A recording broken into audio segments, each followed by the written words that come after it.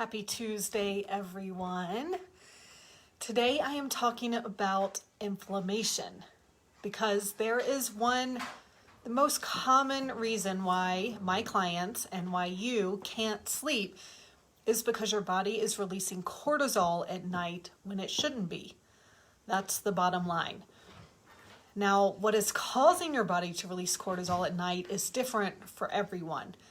So that's why I do the lab test to find out why your body is releasing cortisol then. Those tests give me clues to what's going on in your body that's causing you to have that stress response at night. Now, one of the main reasons that it releases cortisol at night is because of inflammation. So yes, mental stress can definitely play a role, as well as things like low blood sugar or a toxic liver. But inflammation is almost always the main reason. And that's because cortisol is an anti-inflammatory hormone. So whenever there's inflammation, your body releases cortisol to deal with it, which is actually a good thing in the short term. We want to have that response. But if there's inflammation all the time, day and night, then it's going to affect your body and your sleep. So I want to talk to you about the three main reasons why you have inflammation. And that way you know some possibilities for what is causing your insomnia and how you can deal with it. So the first main source of inflammation is actually the food you're eating. So gluten and dairy especially tend to be inflammatory, and many people are sensitive to them, including myself, unfortunately. Refined sugar, which I know is everywhere you look, also causes a ton of inflammation. Processed oils and fats like trans fats, hydrogenated oils, and many plant-based oils like grapeseed oil that tend to be rancid and that they're in all processed foods, all of those cause inflammation. A low carb or low fat diet can cause inflammation. And so can eating foods you're sensitive to. So even healthy foods like salmon or broccoli that for most people are good for them, but if your body doesn't like them, if your body is creating antibodies against them, then it's causing a lot of inflammation. Your gut wall itself becomes inflamed. So to make sure that what you're eating doesn't cause inflammation, you want to focus on eating whole organic foods, eliminating refined sugars and those processed oils, and find out what foods you're sensitive to and avoid them. So that's the first thing.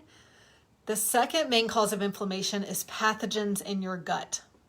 Now, if you have been following me at all, you know that I talk about this pretty frequently, but don't get freaked out if you haven't heard about this before.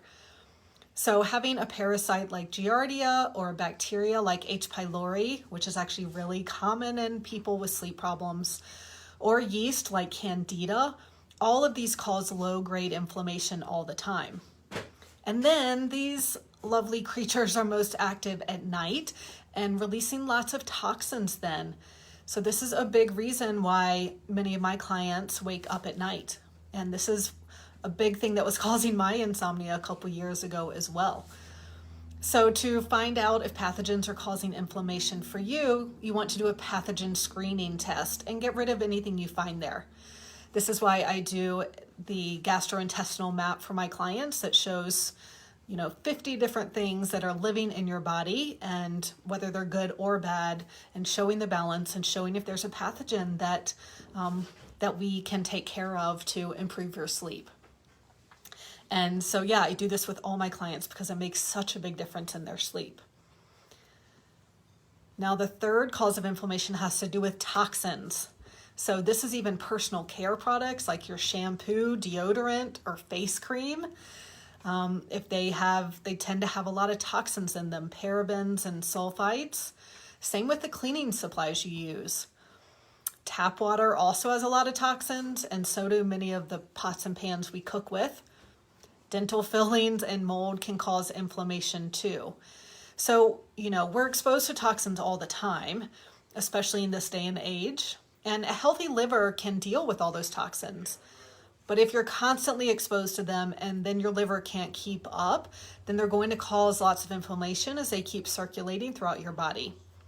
So you can minimize the amount of toxins your liver has to handle by using natural personal care products and cleaning supplies, drinking filtered water, limiting EMFs in your home, and really minimizing toxins as much as you can.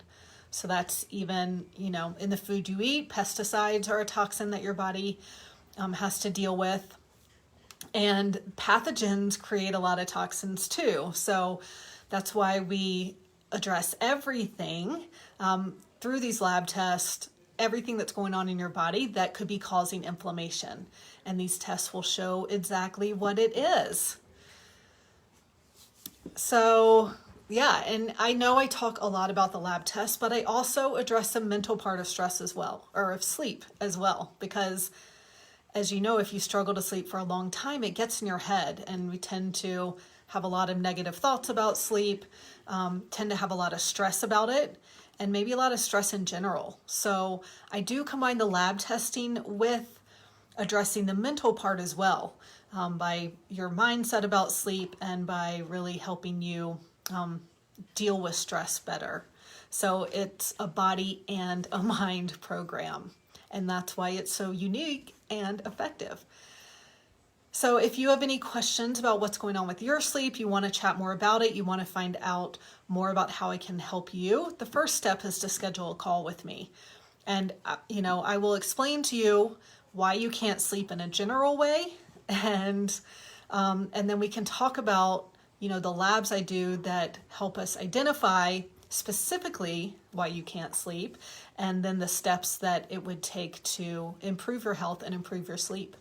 So feel free to message me anytime if you'd like to set up a time to chat, and enjoy the rest of your Tuesday and your week. Thanks for listening.